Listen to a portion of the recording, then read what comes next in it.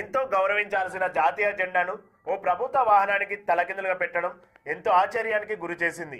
జిల్లా కేంద్రంలో అటుగా వెళుతున్న వాహనాన్ని గమనించిన ఓ జర్నలిస్టు ఎందుకు ఇలా పెట్టావని ప్రశ్నించగా నిర్లక్ష్యంతో సమాధానం ఇస్తూ నేను చూసుకోలేదని సమాధానం ఇచ్చిన డ్రైవర్ ఐటీడీఎల్ డ్రైవర్ గా పనిచేస్తున్నానని సమాధానం ఇవ్వడం జరిగింది. ఏదేమైనప్పటికీ ఒక జాతీయ జెండాను తలకిందులుగా పెట్టడం తప్పని, ఇలాంటి వారిని కఠినంగా శిక్షించాలని స్థానికులు తెలపడం జరిగింది.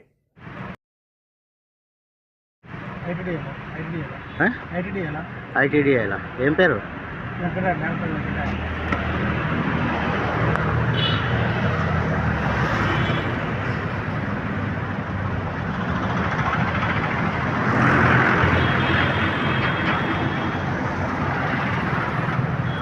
గవర్నమెంట్ బండి జెండా ఉల్టా పెట్టాలని చెప్పిరా?